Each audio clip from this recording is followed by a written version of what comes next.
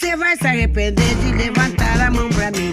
Cadê meu celular? Eu vou ligar pro 80. Vou entregar teu nome e explicar meu endereço. Aqui você não entra, mas eu digo que não te conheço. E jogo água fervendo se você se aventurar. Eu solto o cachorro e apontando pra você, eu grito Pex. Eu quero ver você. A gente tem mais 30 minutinhos pra vocês fazerem perguntas, comentários, falarem o que vocês quiserem. Alguém? Obrigado.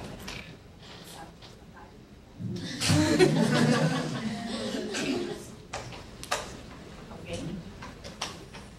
Vamos lá, gente. Se acanhe, não. Aproveita a oportunidade. Fiquem sem vergonha. Você comentou da Beyoncé e eu sempre detestei muito. E o dia que eu vi a reportagem e eu assisti o vídeo, eu arrepiei inteira. E chamei ele pra ver, falei, olha, a Flora só não vai chamar Beyoncé porque é muito feio. Mas é algo que os brancos já... Não sei se a representatividade... Porque é algo que vocês têm, como diziam os americanos, for granted. Vocês estão em todos os lugares. Então, quando a gente vê, realmente arrepia, traz lágrimas nos olhos. O Obama, quando ele assumiu, eu me abracei com a minha mãe e a gente chorou por horas. Então, é um negócio que é muito delicado de assistir na mídia, porque no Brasil a gente está muito anos-luz de distância de qualquer coisa nesse sentido, nessa magnitude. Né? Então, quando a Thaís Araújo e o Lázaro reclamaram da indicação da Fernanda Lima para abrir a Copa, não é? Qual era o evento, que ninguém entendeu o porquê da revolta da comunidade negra. Pela primeira vez tinha saído um boato de que uma negra estaria em posição de expressão, que estaria representando um país onde 120 milhões se parecem com ela. E aí Fernanda Lima vira e fala, mas eu pago meus impostos, então eu posso estar aqui. E a maioria do Brasil concorda. E essa coisa, como eu vou ter uma menina, eu estou muito sensível com essas coisas ultimamente, eu sempre quis uma menina, e aí a hora que confirmaram que era uma menina, eu fiquei pensando, putz, eu acho que eu preferia um menino, que eu poderia raspar a cabeça dele. Então, me lembra muita coisa de... Eu lembro que eu adorava blusa de zíper, porque eu podia abrir e colocar na cabeça, porque eu tinha o cabelo liso comprido. Então, são coisas que marcam a gente para a vida inteira e que, por mais que a gente tente explicar, as pessoas podem ter empatia, mas não sabem a marca que deixa, né? Então... Verdade. É que tem uma questão... A atividade é extremamente importante. É muito importante. Tem uma questão que é assim, um dos problemas que a gente fala na questão racial no Brasil é a maneira como a pessoa branca, ela personaliza a crítica. Né? A gente precisa entender que quando a gente fala de racismo e das questões raciais, a gente está falando de uma estrutura que existe. É uma estrutura, é institucional aqui.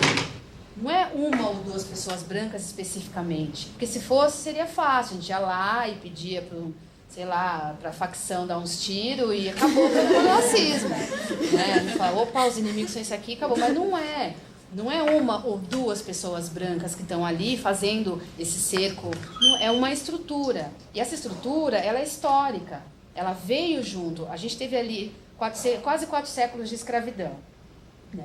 Para você escravizar uma pessoa, você precisa o quê? Fazer com que essa pessoa acredite que ela mereça estar escravizada. Então, quando o negro vem lá, sequestrado lá da África, vem aqui para a América, né, ele não está feliz de vir. Essa coisa que conta para a gente na história, na escola, de que o negro veio feliz da vida, não veio. Ninguém veio feliz da vida naquela... Ninguém fala que veio feliz, mas também não fala... Eles estavam acostumados. Exatamente. Na escola, os professores falam que não se utilizou a mão de obra indígena porque a mão de obra africana, os negros já estavam acostumados com o trabalho braçal. Exatamente. Estava acostumado, mas o trabalho braçal que ele recebia. O trabalho braçal que ele fazia das terras dele. Das terras dele, que ele era remunerado, que tinha todo... Como vagabundo. Exatamente, né? E é uma ideia errada. Teve que dominar o gênio, a revolta da pessoa negra. Né? Então, a partir daí, você vai criando uma série de mecanismos para controlar aquela pessoa. Você vai subestimando, subjugando e fazendo uma série de coisas. Então, isso vai formando uma estrutura racial de inferioridade muito grande. Né? Então, isso vai se seguindo ali por séculos e séculos. Gente, são 364 anos desse ritmo. Depois a gente tem o pós-abolição. O que aconteceu no pós-abolição? A coisa piorou, não melhorou. Porque aí você tinha que ter um pessoal a pessoa branca sentia uma certa culpa pela escravidão, então ela reforçou os mecanismos de exclusão da pessoa negra. Assim, se eles pudessem falar, vamos matar isso daqui que é a prova de que a gente fez cagada. Né? E aí, isso tudo vai criando uma estrutura. Então, assim, as pessoas falam, mas eu não posso pagar pelos meus antepassados. Mas a gente que é negro está pagando pelos nossos pelo mal que foi feito aos nossos antepassados. Então, a gente tem que achar um caminho ali. E a pessoa branca, geralmente, ela personifica a crítica. Né? Então, você fala, como a Fernanda Lima fez, ela se defende, como se a gente estivesse falando especificamente dela. Mas não é dela, a Fernanda Lima. É da raça da qual ela faz parte. Né? E aí, quando você cria empatia, você começa a prestar atenção e fala, peraí, deixa eu ver, deixa eu me colocar no lugar da pessoa negra, porque não é possível que a gente tenha metade de um país vivendo numa situação tão precária e ainda com tantas dificuldades, assim, do nada.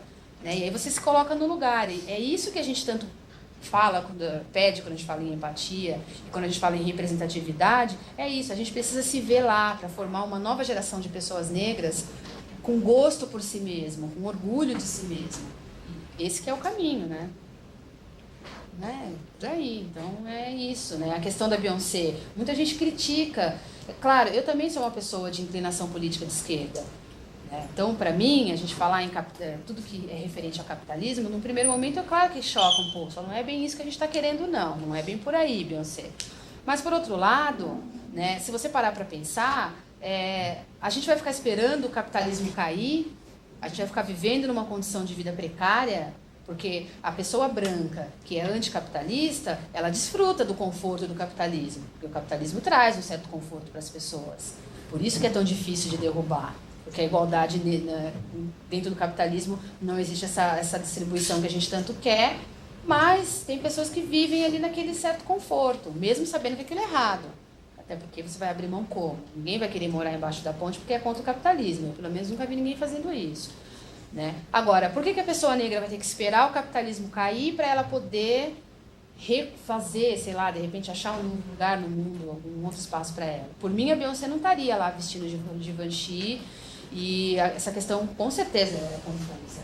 Mas, de qualquer forma, a gente tem que considerar que, se tratando das questões raciais, ela estava ali fortalecendo muitas pessoas. Ela estava ali realizando um trabalho de fortalecimento, porque empoderada a Beyoncé também não é. Ela também tem as questões dela de mulher negra. Ela não assume o cabelo dela tal qual ele é ainda. Né? É a primeira vez que ela está falando sobre negritude. Então a gente percebe, assim, contemporâneo a ela, a gente tem o Kendrick Lamar, que fala também nessas questões, que já está um pouco mais avançado nessa questão do empoderamento. Eu considero ele já um homem empoderado, porque ele consegue driblar ali o mercado fonográfico norte-americano, que é extremamente racista, a ponto de subestimar o trabalho dele, valorizar o trabalho da Taylor Swift, porque ela é a cara da América. Né? Então o Kendrick Lamar está um pouco mais à frente nessa questão do empoderamento. Agora, a Beyoncé não é uma mulher negra empoderada ainda. Eu acredito que ela chegue lá. A própria Thaís Araújo não é uma mulher negra ainda empoderada. Por que eu falo que ela não é empoderada? Porque, embora elas fortaleçam, porque elas estão ali na linha de frente de uma representatividade, elas não estão dizendo para as meninas negras por que elas podem ser melhor, por que elas são maravilhosas. As meninas negras que estavam na escola, na Zona Leste, que eu fui anteontem, elas nunca vão ser uma Beyoncé.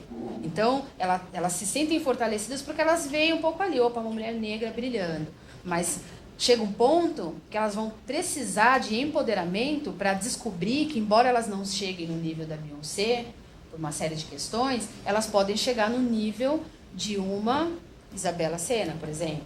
Ou elas podem chegar no nível de uma Jurema Werneck, de uma Grada Quilomba, de uma Lélia Gonzalez. Né? Elas podem chegar nesse nível, que é de uma mulher comum que batalhou e conseguiu se intelectualizar e criou ferramentas para estar dizendo para outras mulheres negras qual seria o caminho. Né? Então, quer dizer, fortalecer é uma coisa. A Beyoncé tem feito isso muito bem. Beyoncé, Rihanna, essas artistas pop, qualquer mulher negra que esteja na novela das 8, sem ser a empregada que caiu do vácuo, né? A Thaís Araújo com Lázaro Ramos, qualquer uma das pessoas negras que estiver ali representando a raça negra de uma forma positiva, ela vai estar fortalecendo muita gente. Mas empoderando ainda não. Então a Beyoncé ainda vai chegar naquilo ali. Oremos. Uma consideraçãozinha para fazer, na verdade, sobre a questão do feminismo para ter empoderamento de outras meninas, principalmente de criança. Eu comecei a voluntariar num orfanato, e esse orfanato ele tem 9 crianças, são Aí esse orfanato ele tem 9 crianças, são 5 bebês e 4 crianças, 2 meninas com 3 anos, um menino de 3 e uma menina de 8, que é a única criança maiorzinha que tem no orfanato. Aí eu comecei a voluntariar, estava esperando eles chegarem na escola. Quando ela chegou, ela parou, me olhou, subiu, colocou as coisas dela, depois a gente começou a conversar, ela falou, nossa, esse cabelo é igual ao meu. Aí ela começou a perguntar tudo que eu fazia. Aí eu falei, eu tô na universidade, faço mestrado. Ela, mas o que é mestrado? Eu fui explicando para ela, ela falou assim, então eu também posso ir para a universidade, não é? Ela, eu quero ir para a universidade também. Aí eu comecei a parar para pensar assim, eu falei, caraca, velho. Isso é você empoderar outra pessoa, sabe? Você realmente ser um exemplo para ela e falar assim, olha, eu sei que você não tem nenhum exemplo aqui na sua frente que te diga assim, você não tem sua mãe e seu pai junto. O exemplo que você tem, suas meninas que cuidam aqui de você, que trabalham no orfanato, mas você chega lá e você fala para ela, olha, você tem um horizonte. Por mais que você não se sinta representada em todos os lugares, você tem um horizonte, você tem um horizonte de possibilidades, você pode chegar lá, você é bonita, você tem que ser aceitada, você tem essa oportunidade, isso é maravilhoso. E assim, é por isso que eu sempre fico batendo nessa tecla. O feminismo da gente é pra quem? Pra quem quer ser o feminismo?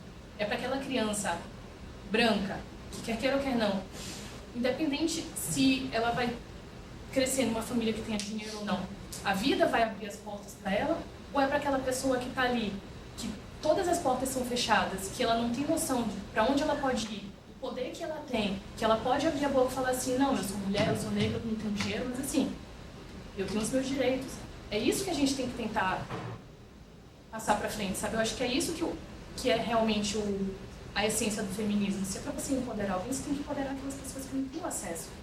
Não é a gente ficar lutando por pessoas que já têm acesso a isso, sabe? Então é só isso mesmo que eu queria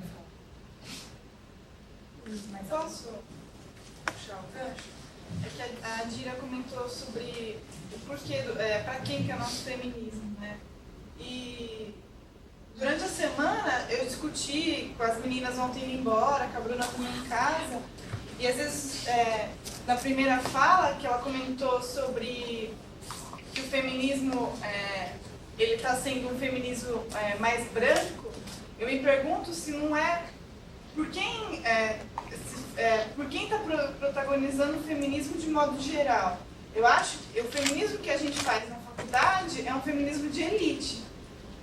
E a gente tem que pensar nisso, porque por mais que a gente faça a pesquisa e coloque nos banheiros para todo mundo se manifestar, a partir do momento que as mulheres terceirizadas da faxina perguntam para a gente se elas podem participar, é aí que dá o estalo. Elas não se sentirem inseridas dentro do nosso coletivo. Tudo bem que elas não têm condição de fazer parte das reuniões, mas acho que a gente tem que parar e pensar nisso, sabe?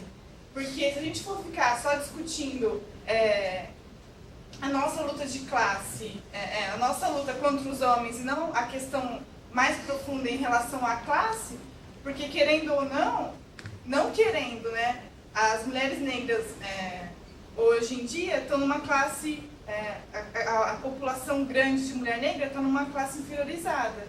E quando vem a Adriane falar onde estão as mulheres negras na universidade, elas estão num trabalho terceirizado, isso é óbvio. E ainda bem, eu acho, ainda bem que na nossa faculdade na Geologia tem a Adriane e tem a Lu, que são duas mulheres que chegaram lá, que são, querendo, graças a Deus, são exemplos pra gente. Então acho que a gente tem que se perguntar dentro do nosso coletivo, tentar chegar numa classe mais baixa, né? Se unir, não ficar só discutindo assédio do professor, mas com a aluna. É isso que tem que discutir porque é barbarizante. Mas discutir o assédio dos professores, dos outros funcionários e o nosso mesmo, de aluna, de professora, de funcionária branca, em cima das terceirizadas. Porque quando uma aluna deixa o lixo dentro da sala, não recolhe o próprio lixo, para mim é barbarizante. Porque ela sabe que vai ter alguém ali que vai passar e vai pegar o lixo dela. E esse alguém é uma mulher negra. Então eu acho que a gente tem que começar a pensar um pouco diferente na questão do nosso próprio coletivo. Só completando o que ela falou, tem pessoas que falam assim, dentro do feminismo, muitas vezes eu ouço mulheres falar, mas ela não está sendo machista, uma mulher não oprime a outra, mas oprime sim. Se você olhar pela perspectiva de classes, oprime com certeza, porque existe essa diferença dentro de classe dentro do feminismo. O feminismo da mulher negra e da mulher branca é o mesmo feminismo, mas a gente tem ali demandas diferenciadas, né? Então, eu acho assim, opinião pessoal, dentro do feminismo a gente está discutindo muitas questões que nem são estruturantes, né? Que devem ser discutidas, mas tem coisa que é muito mais urgente. E se a gente conseguir equacionar, a gente vai ter uma força muito maior para conseguir combater certas demandas que a gente tem que podem esperar um pouco mais. Assim, quer dizer, não é que pode esperar um pouco mais, de repente estou me expressando mal. Você está falando da questão do assédio, né? Se tem 10 mulheres brancas reclamando contra o assédio, é uma reclamação mais do que legítima. Agora, você imagina se você tiver 50 mulheres reclamando sobre o assédio. A força é muito maior, engrossa o caldo. A voz vai fazer muito mais barulho. E aí, dentro dessas 50 mulheres que surgirem, muitas mulheres negras vão estar ali nesse meio. Porque tiveram acesso à sala de aula, se empoderaram, se fortaleceram, entenderam que ela não deve aceitar aquele assédio. Porque por trás de um problema como esse, existe uma crença masculina de que tem muita mulher que gosta. Agora, por que tem muita mulher que parece que gosta? Porque ela não sabe que aquilo é ruim, que aquilo é errado. Eu vejo muitas mulheres achando bacana passar na rua e o homem mexer, porque ela, imagina, vai ser um elogio passar na obra e o pedreiro mexer. Tem muita mulher que acha isso ainda, né? Então, se a gente trabalhar essas questões, a gente vai ter, em vez de 10 mulheres que já estão conscientizadas de que isso é ruim, gritando, né, fazendo aquele esforço, sendo combatidas, sendo engolidas pelo sistema machista, você vai ter ali 50 mulheres engrossando esse coro. Né? Então, acho que vale mais a gente tentar, de repente, traçar outras estratégias, porque a gente precisa trazer as mulheres para dentro do feminismo. Né? E muitas mulheres negras podem entrar para o feminismo e começar não a resolver, mas discutir essas questões e trazer muitas contribuições, inclusive. E trazer uma perspectiva diferente também. Porque quando você pensa em feminismo negro, como você imagina o poder é diferente de quando você pensa no feminismo hegemônico. Dentro do feminismo negro, não existem grupos sociais hegemônicos que não podem se oprimir entre si.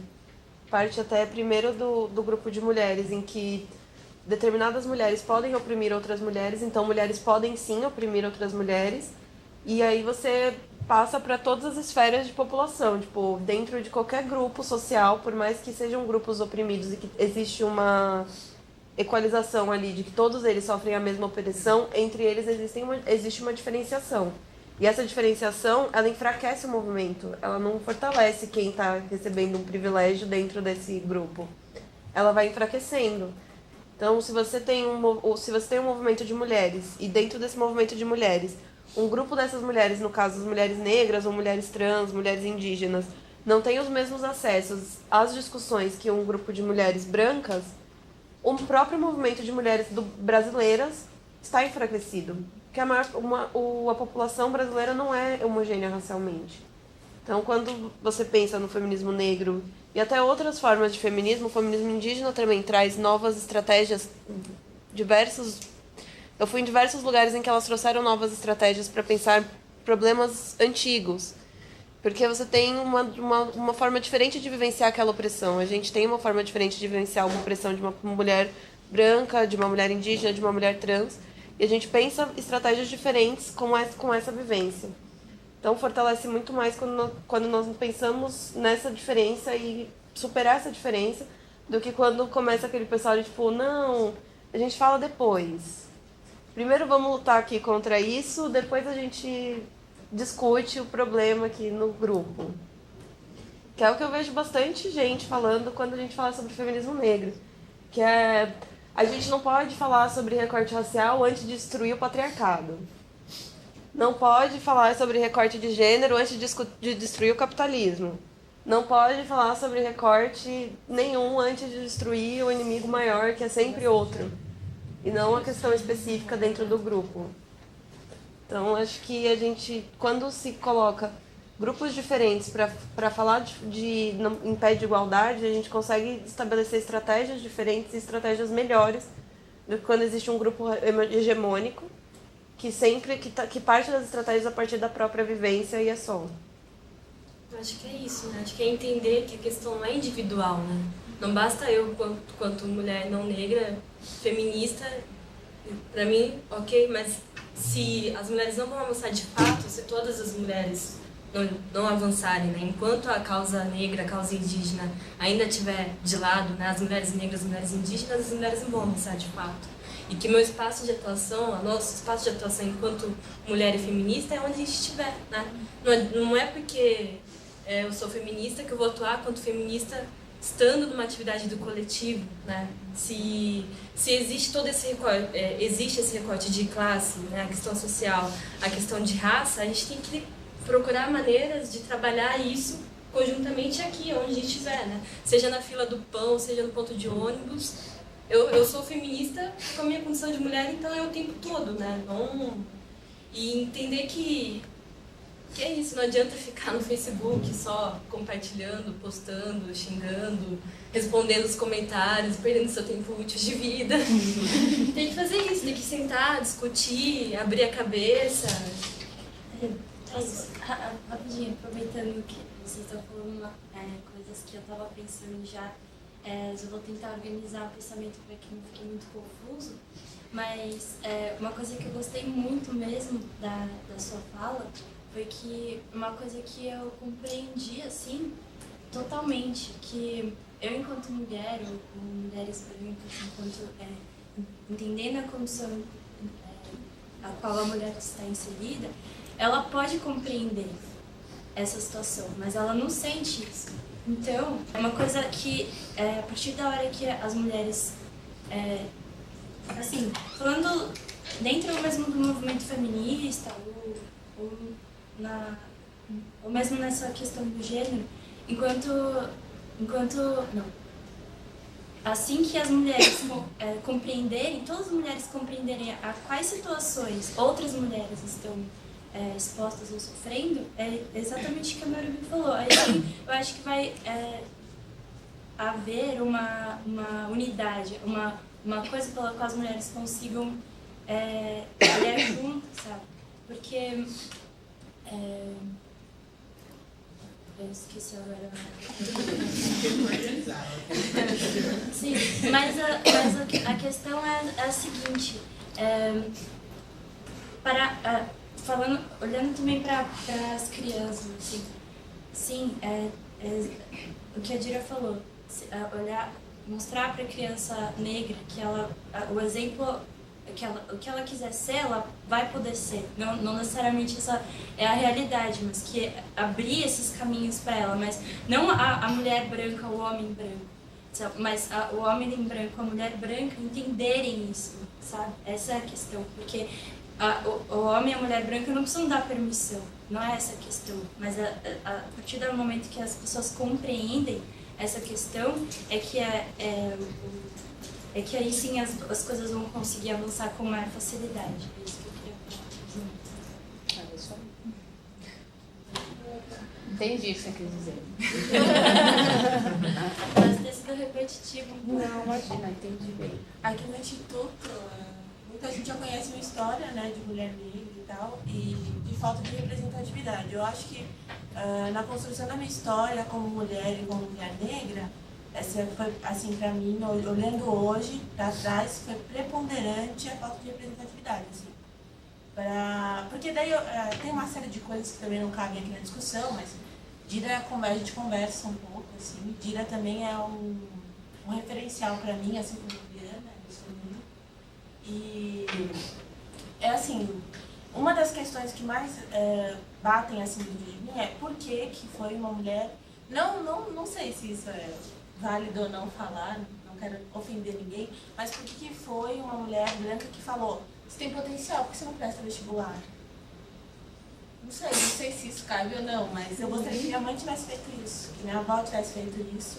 E isso é uma das feridas que eu carrego comigo, assim, não tipo falando, minha mãe é culpada, por que você não falou, mãe? Não é isso, mas elas podiam ter tido, assim, condição de ter emancipado melhor, não sei, de ter me direcionado melhor nas minhas causas, assim, não sei. É porque a pessoa, a nossa população, né, por essa questão da ausência de representatividade, de toda essa estrutura que trabalha contra a gente, então a gente tem um povo, a população negra é extremamente carente no sentido de não tem autoestima. E essa é uma questão também de autoestima que eu converso muito com Dira, assim, porque eu vivo falando e repetindo o mesmo jargão. Você sabe quantos anos eu tenho, né? Como se eu ainda não tivesse plenamente satisfeito com a minha condição, mas sendo que eu já avancei muito em relação a minhas primas, a minhas tias, por exemplo. Né? E eu ainda tô, meu Deus, ainda, sabe, 27 anos, primeira formação, ainda tipo, me mutilo nesse sentido, assim. Fazer parte de discussões como mais me enriquecem, mas também, sei lá, machuca um pouco, porque tudo que se fala aqui é a minha história, né? E as pessoas falam com muita propriedade do que eu não consigo falar. É muito engraçado, tipo, gente, é a minha história, isso. Nossa, falou tudo! E aí você fica vibrando aqui sem saber por onde começar, tipo, quais são, quem é esse povo, tipo, quem são essas mulheres que antes de mim já estavam lutando e que eu não conheço, que eu devia conhecer, sabe? Toma um susto, né? Você fala, meu Deus! Tipo, onde eu tava, que inércia, né? Completamente apagado. Na escola nos fala um pio. Às vezes você vai tentar falar na escola, o diretor já vem falando. Eu acho que o mais complicado para a trajetória das crianças negras é desconstruir aquilo que você aprendeu na sua casa. É o mais pesado e é o que mais demora. Eu me sinto extremamente poderosa em muitos aspectos, mas o que toda mulher negra fala sobre o cabelo, por exemplo, você nunca vai ver, creio eu, a Adriana usando o cabelo dela até o dia dela morrer. Porque é uma coisa tão bem construída desde a infância e que por mais que eu leia, por mais que eu estude, existe uma dissertação que a Terezinha, não sei se vocês conhecem, ela fala sobre cabelo. É uma dissertação inteira sobre o cabelo da mulher negra.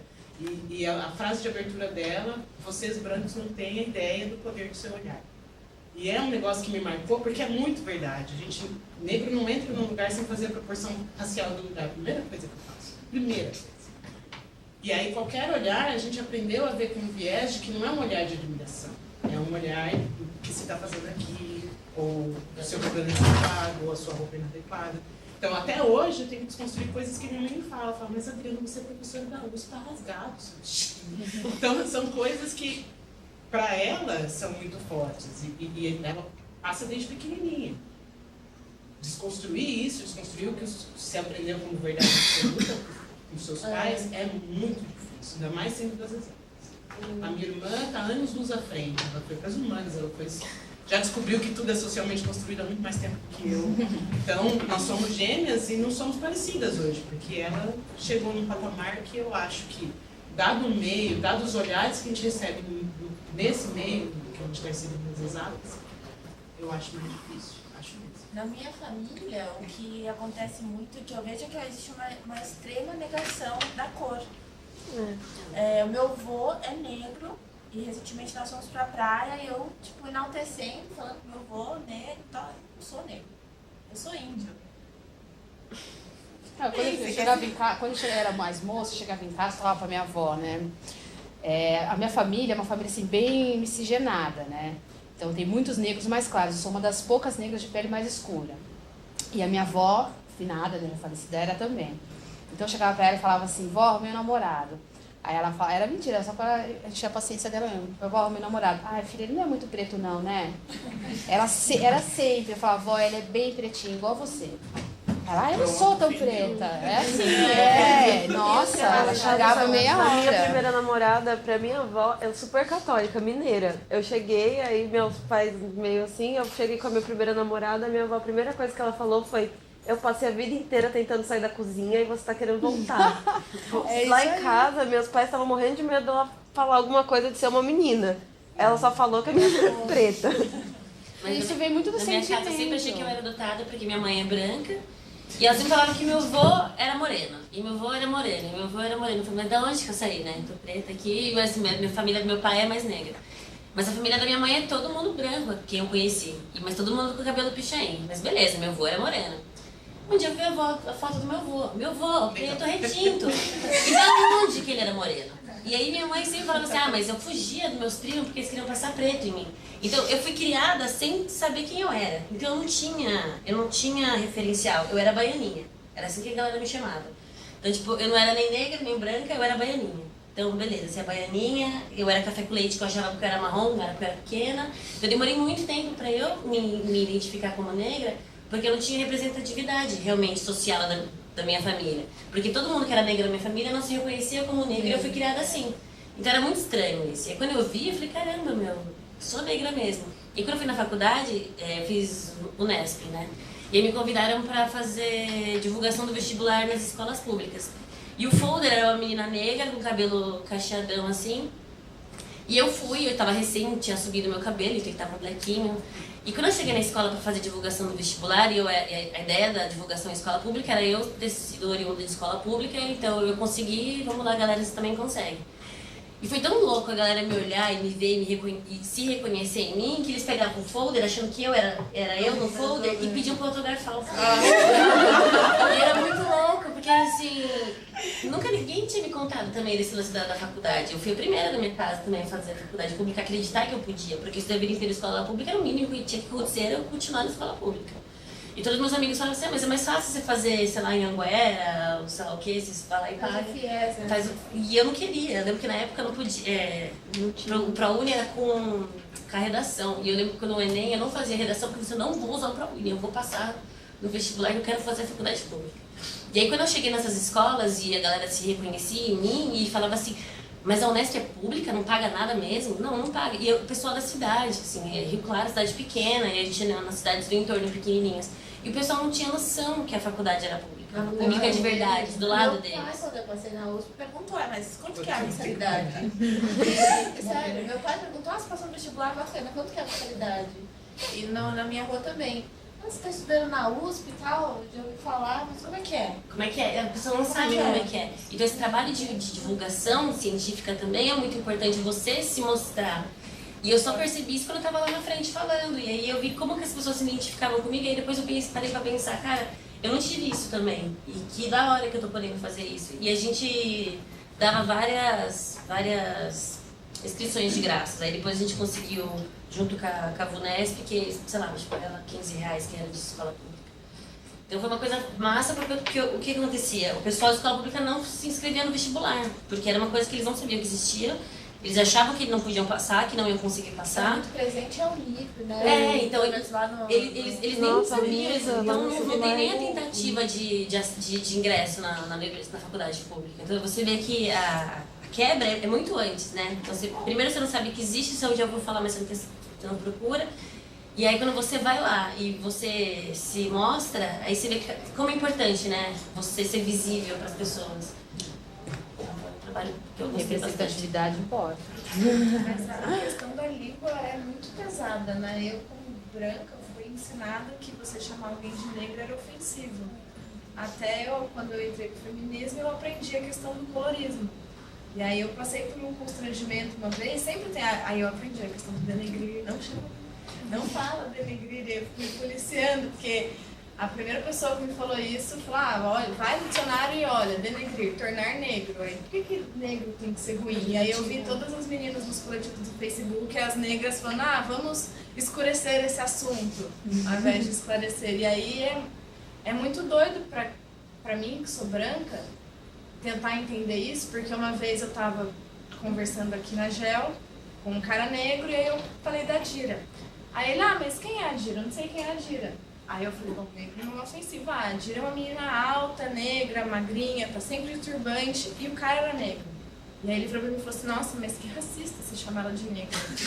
E aí eu fiquei meio sem reação, assim, eu falei, o que eu vou falar pra ele? Eu vou ensinar um cara, sabe? Aí eu falei, não, mas ela é minha amiga, ela não se ofende, ela até gosta, porque racismo seria eu falar, aquela moreninha, aquela moreninha, sempre, né? Então acho que essa questão da língua funciona para todo mundo, né? Tanto para o negro, porque, não pode falar, sua mãe não pode falar, seu avô não pode falar, sua avó não pode falar, porque entra na cabeça de todo mundo, né?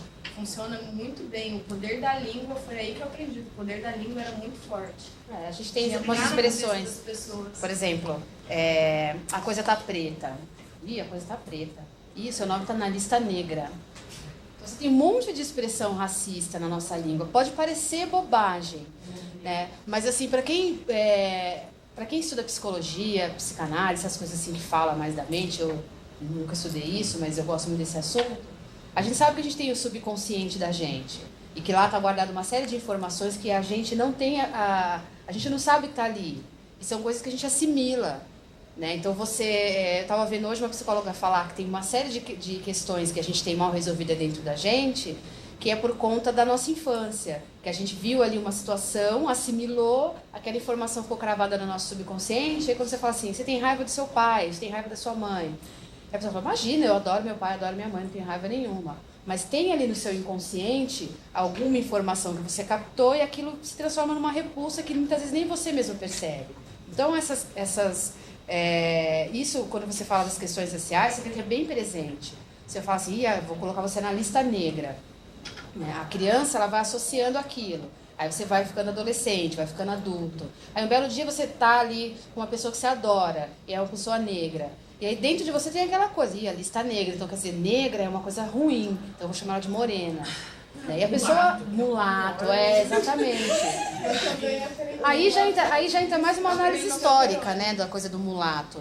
Porque nessa parte do mulato, a gente não sabe a origem, a gente não lembra ou não sabe, nunca foi falado da origem da palavra, né? Já é uma construção histórica. Agora tem as construções sentimentais, que é isso aí, buraco negro, a coisa tá preta. Esse negócio de chamar a mulher de morena, você vê o engasgar também. Sentido, nossa, que morena, exatamente. Porque se falar negra... Exatamente. Eu vejo dois aspectos aí.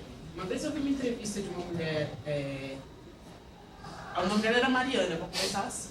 Porque a repórter perguntou pra ela, você prefere que eu te chame de cego ou de deficiente visual? Ela virou e falou, Mariana, por favor. E esse do negra, pra mim, às vezes as pessoas se ofendem, porque na minha casa, na periferia onde eu morava, se eu falasse fulano é negra, ia cair no vácuo. Tinha 200 mil negros na rua. Então, a gente se policiava, assim como eu não vou falar na GEL, é aquela branquinha.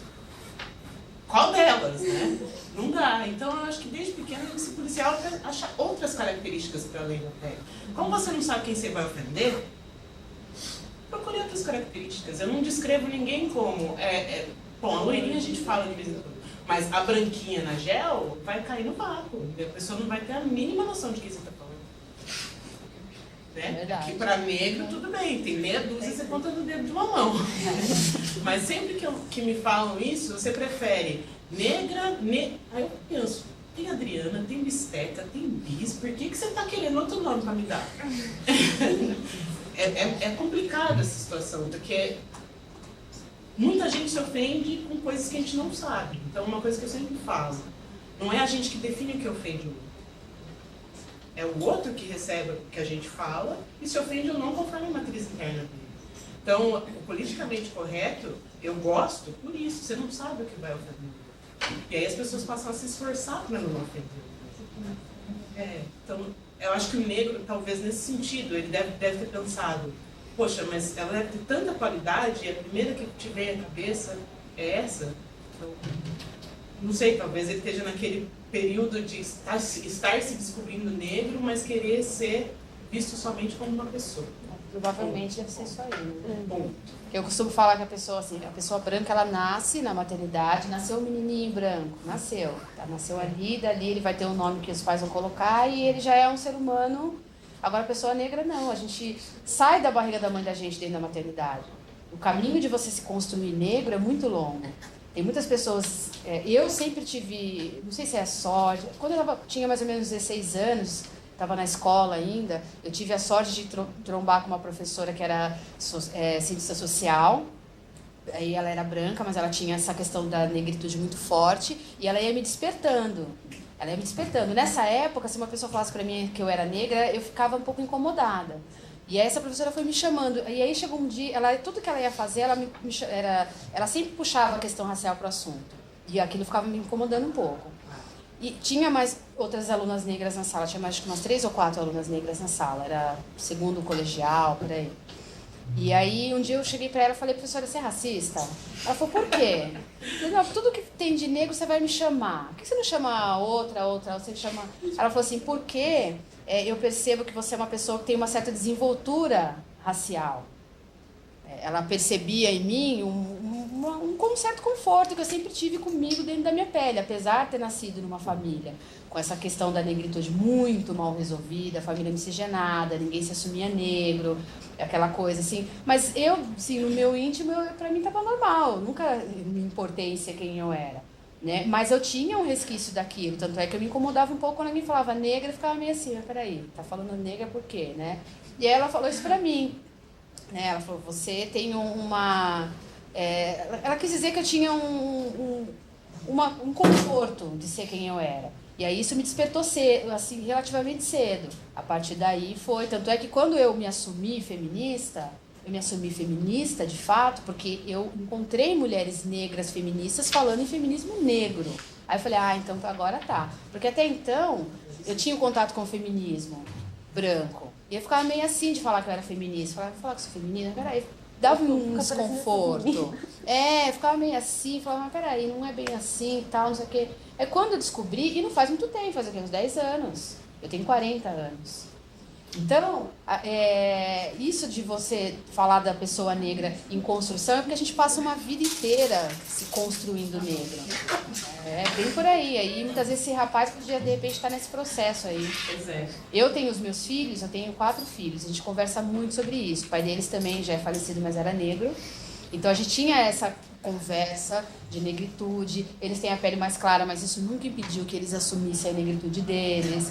Como na minha família tinha negros de pele clara, que não falam até hoje que são negros. Então tinha toda essa questão. Mas aí porque a gente está conversando sobre isso desde cedo, então... Agora, geralmente a pessoa negra, ela nasce, ela começa a existir como negro depois de um longo caminho de desconstrução, de aceitação. E às vezes você nunca sabe se esse caminho vai concluir ela pessoa com 18 anos, com 20, com 40, com 50. A minha própria mãe, hoje em dia, ela dá um sinal de resolução dessas questões, porque até então, e até hoje, ela fala certas coisas, tipo, a gente é preto, a gente não pode ficar falando alto na rua. Não, você já é negro, tem que sair muito bem arrumado, você não pode sair assim na rua, porque a gente já é negro. Ela ainda fala assim. Também. A gente já é negro. A gente já é negro. Quando fala, já é assim, a gente já é assim, ainda você vai sair assim. Não pode brigar, senão a gente não vai conseguir ficar lá. Não Exatamente. Pode falar alto, não pode bater de frente, não pode... Meu pai, ele acha que ele não pode reclamar de nada. A pessoa tá na frente dele, pegando a coisa da mão dele, ele tá tipo, não, pode levar. Que a gente já é assim, né? Você vai ficar falando. Cabelo agora também, 54 anos. A minha nem assumiu e nem vai.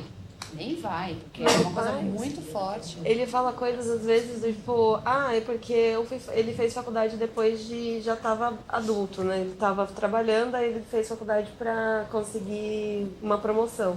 Ele fala que ele conseguiu a promoção, ele fez faculdade velho porque preto é burro. Então ele não ia conseguir estudar na época. Então, tipo, às vezes ele vira pra mim e fala assim, é bom que vocês saíram mais claras, porque vocês conseguem estudar. Porque quando eu era adolescente eu não ia conseguir estudar. Aí ele tem um irmão que é um pouco mais claro, que fez faculdade, que é mais novo que ele, teve mais condições de vida, porque ele já estava trabalhando, e ele fica, não, o Miguel conseguiu estudar porque ele é mais claro. Eu não consegui, eu fui fazer depois de velho. Você pode do Miguel, no caso. Porque eu sou aqui, a gente é pretinho, aí é mais burro. Aí ele fala dos irmãos dele que não conseguiram, que são todos os mais velhos, são todos mais escuros, que são os pretinhos, então são os mais burros.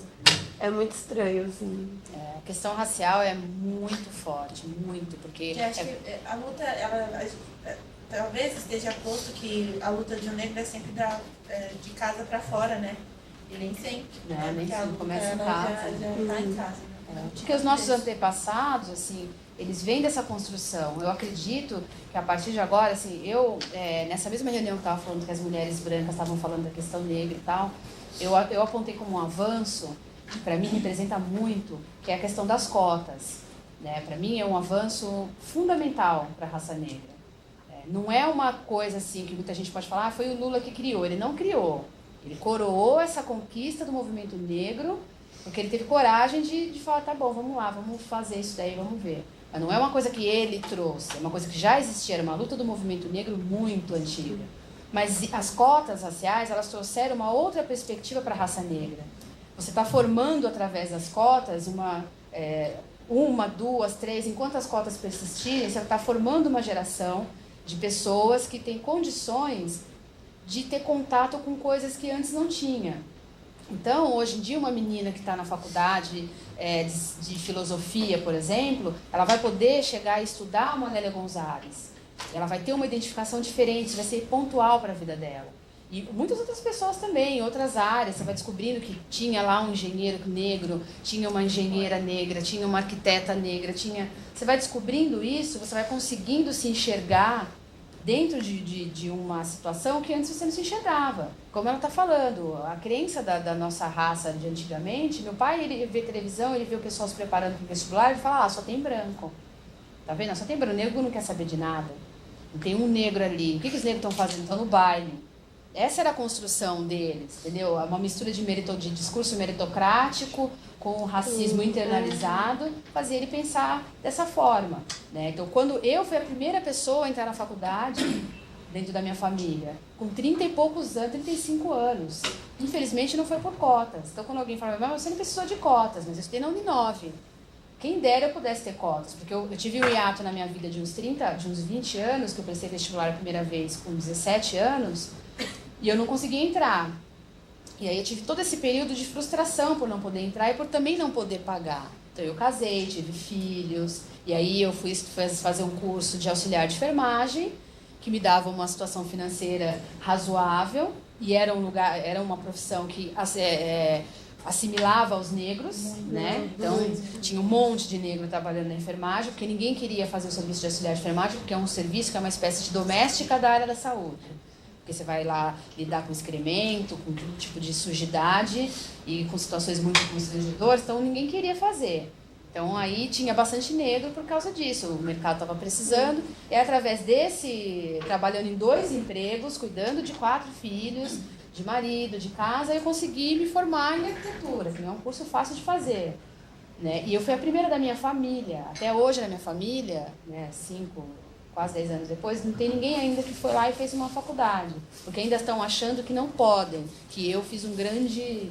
Nossa, você é louca, onde já se viu isso? Trabalhar em 2 empregos, eu trabalhava à noite, eu saía, ia para o estágio, e depois trabalhava à noite, ia para a faculdade de manhã, e à tarde eu ia para o estágio. Então, quer dizer, teve esse período, o pessoal falava, isso é surreal, isso não existe, você está louca. Não, ninguém mais vai fazer isso na família não, porque eu sei como você não ficou doente, e eles ainda estão ali acreditando que não podem. E aí eu fico na cabeça dos mais jovens, né? Estão dizendo que eu estou desencaminhando, porque todas as minhas sobrinhas, as minhas filhas, as amigas minhas filhas são feministas. Então a conversa é, você está desencaminhando as meninas da família. E a culpa é minha, estou quase sendo expulsa da família, eu tenho uns 10 lá me expulsando. Mas aí é essa construção. É muito mais fácil. Muito mais fácil. Tipo, da gente, desde que hoje, tipo, quando eu entro na sala de aula, eu tava dando aula numa escola no bairro onde eu moro. Você entra na sala, tem muito mais pessoas, mais alunos falando que vai prestar a faculdade pública do que tinha 3 anos atrás, assim. Quando eu saí, eu morei a minha vida inteira no Grajaú. Aí quando eu tinha, sei lá, uns 14 anos, a minha mãe me colocou num curso técnico na Tiradentes, sabe, na Avenida Tiradentes? Aí eu acordava todo dia às 4h30 da manhã. Na minha escola lá no Grajaú, ninguém queria prestar faculdade, ninguém sabia o que era USP, ninguém sabia nada. Aí eu voltei, né, pra sala de aula agora, fui dar aula no Vieira. Quando eu cheguei na sala, metade dos meus alunos estava, professora, você pode me dar umas matérias do Enem, porque eu vou prestar a faculdade, porque agora tem cota, eu posso entrar. Então você vê que tá mudando um pouco. E pra mim foi mas mesmo assim, os pais ficam revoltados. Eles ficam, você tá colocando isso na cabeça do meu filho, ele tem que trabalhar. Ele tem que arrumar um emprego, agora ele só quer saber disso, não quer saber de arrumar um emprego. É muito... Assim, para pessoa branca é difícil visualizar isso, né? Um tempo atrás eu me questionava o que eu falo. Você fala pessoa branca, pessoa negra. O que é pessoa branca e é pessoa negra. Não tem nenhum problema nisso. Né? Não tem problema a pessoa ser branca. Assim como não tem problema a pessoa ser negra. A gente está lutando para que a pessoa branca entenda que não tem problema ser pessoa negra. Né? E a pessoa branca muitas vezes não entende a dimensão do problema racial. Sabe? É uma coisa assim muito monstruosa, assim. Nem a gente que é negro mesmo consegue ter uma dimensão do quanto é difícil você reverter essa situação. A gente pode dizer que é um trabalho que a gente vai ali tijolo por tijolo para conseguir reconstruir, e sendo muito otimista, sei lá, daqui a um século a gente consegue ter um Brasil com uma negritude, com outra cara, com outra postura. Porque quando você encabeça uma luta racial dentro do feminismo ou só dentro do movimento negro mesmo, você começa a perceber que você tem duas frentes de luta. Uma é dentro do seu próprio povo, que tem toda essa questão, esse pensamento de inadequação, sentimento de não pertencimento. Tem coisas que a gente não tem, a mídia não fala, mas tem muitas pessoas que entram na faculdade pelo sistema de cotas. E aí a pessoa sente aquela pressão dos outros alunos, porque as cotas não foram bem explicadas para a sociedade, você tem que estar dizendo o tempo inteiro que você não está ali com a cota, que a cota não é um presente de Natal, que a cota também tem que ser conquistada. E aquela pessoa enfrenta tanta coisa que a pessoa desiste. Já encontrei umas 10 pessoas que desistiram da sua vaga numa faculdade bacana porque não aguentaram a pressão, esmoreceu. Então quem vai até o fim sendo cotista está brigando ali todo dia contra um mundo inteiro que está contra ele. Né? Ainda tem a parte de depois da faculdade. Então, quer dizer, você tem duas lutas. E aquela coisa de você sair, você vê todas as pessoas que estão ao seu redor na faculdade, brancas, com um emprego, você vai, todas as portas são tipo... Não, você não faz o perfil da empresa. Exatamente, boa aparência. Se você falar que é cotista, então, aí... Se um aluno regular comete um erro, é perdoável. Se o cotista comete um erro, é usado como argumento contra as cotas. Exatamente. Tanto que, por exemplo, hoje, das mães dos meus alunos negros na escola, a maior preocupação delas, dos alunos, entrarem na faculdade, é como eles vão estar lá. Elas têm medo do que eles vão passar ali. Tem mãe que fala coisas do tipo, eu sei que se meu filho for fazer Senac, ele não vai ser o diferente, mas se ele quer fazer, tipo, tem um aluno que ele quer fazer engenharia mecânica. E aí a mãe dele fala, se ele for fazer técnico em torneira mecânica, ele não vai sofrer, mas se ele for fazer engenharia, como é que eu vou lidar com meu filho em casa?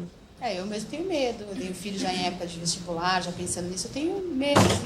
Eu tenho receio, porque eu já falo, vai ter que ter um trabalho existente, porque se o seu filho volta da escola não querendo ir nunca mais, porque riram do cabelo dele, né? As minhas filhas nunca alisaram o cabelo, então elas usam o cabelo delas desde cedo, tal qual nasceu, né? E aí elas estudaram numa escola, num céu, quando eu morava no Jaraguá, então elas estudaram no céu desde cedo, desde pequenas. Então lá todo mundo conhecia, era enturmado, então não tinha problema. Aí a gente mudou de Jaraguá para a Zona Norte, ali perto de Santana, e aí foi para uma escola pública também, que é o Castro Alves.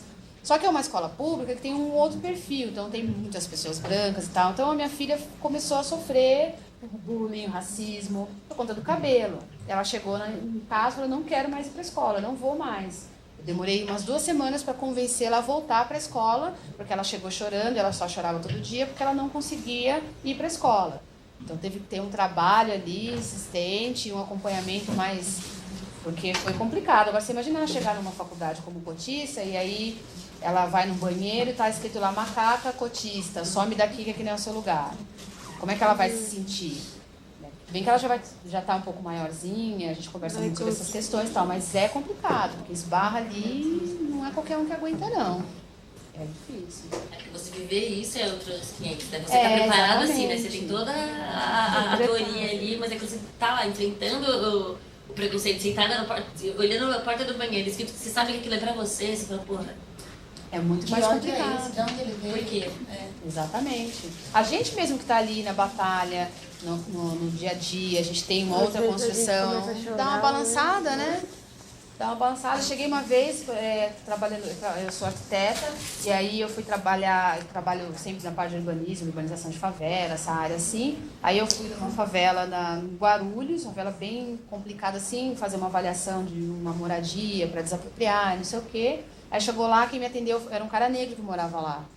E aí o pessoal do serviço social, o cientista social, já passava antes avisando, olha, vai vir os arquitetos aqui para avaliar o seu imóvel.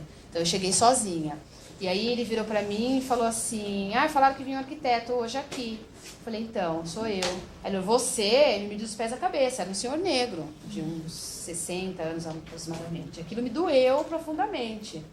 Né? Talvez se fosse um branco eu já estava preparada, já. Se fosse um branco já ia estar ali empunhado. Peraí, eu vou começar. Mas é um senhor negro, ele olhou você... E ficou me olhando assim, demorou para abrir o barraco dele, e ficou me olhando meio torto, meio desconfiado, ressabiado.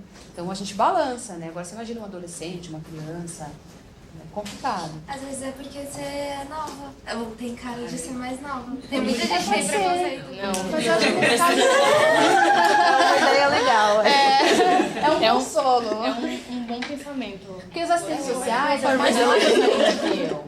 E o pessoal do social, na equipe do social, quando a gente trabalha com urbanização, você tem a equipe técnica e a equipe social. A equipe social são os assistentes sociais e os cientistas sociais. Então eles já passam conversando com a população para alertar que a gente vai passar fazendo um trabalho técnico. Se você entra, tem que medir, puxar trena, desenhar, ir em todos os cômodos, então é um pouco invasivo. Então eles têm que passar antes falando.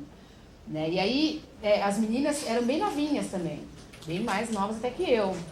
Já tinham passado antes de mim. Avisando, olha, tal dia vai vir. Então ele sabia, porque era o dia e o horário.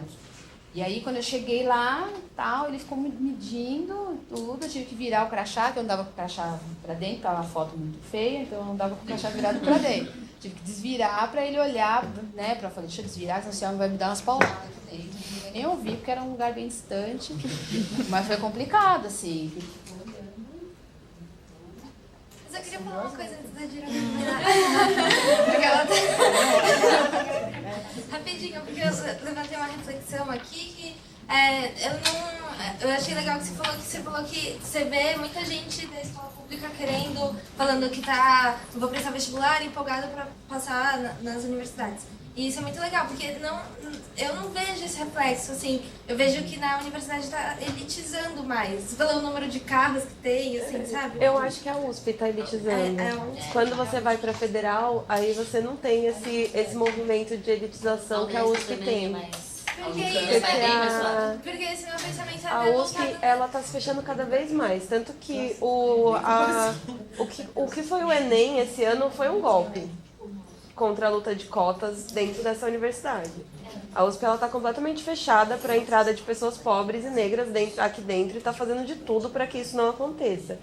Agora, quando você vai para as federais e quando você vai para as escolas, tanto que nas escolas públicas, tem menos pessoas falando da USP e mais pessoas falando sobre o SISU. O SISU é uma coisa forte, as federais são umas coisas fortes. A USP já não é mais considerada uma possibilidade para eles. Antes, o ano retrasado, mais ou menos, eles ainda falavam de prestar USP. Hoje eles falam do SISU, de ir para uma federal, de sair de casa, de pegar um menor aprendiz para juntar dinheiro para poder ir para Paraíba, fazer faculdade na Paraíba. A USP, ela tem os programas, né, do Passos Gringos que surgiram há poucos anos atrás. Na minha escola foram, a escola era técnica, mas foi uma galera falando dos programas do Passos Gringos. E quando eu entrei aqui, uma galera da minha escola entrou para Tech. E aí todo mundo começou a se reunir no Facebook e falar, não, vamos ver como é que é, sei lá, tipo, falar, porque, sei lá, me pegaram do nada num dia, me incluíram numa conversa e falaram, não, a gente vai no BG e a gente vai falar das cotas, porque eles cancelaram o programa de levar os alunos para as escolas para falar, e eu fiquei, como assim, tipo, não estão indo mais as pessoas nas escolas públicas falar dos programas? Mas eu acho que o PASUSP, ele não tem mais, tem? Eu não sei, porque quando eu entrei em 2009, então assim, quando eu entrei, eu ganhei um monte de coisa. Eu ganhei 3% em cima do Enem, porque eu era de cotas de raciais, depois 3% de cotas de escola pública, depois nota normatizada considerando o Enem, mais 3%, então Minha nota da USP... Dois pontos. Minha nota da USP foi ótima. Foi porque eu tive uma nota péssima. Então subiu 10 pontos. Porque quanto menos você tirava de pontos no vestibular, mais pontos você subia, porque tanto faz, você não ia passar. Só que eu prestei história, então eu passei. Eu acho que eu fiz 43 e a minha nota foi para 53, aí eu passei.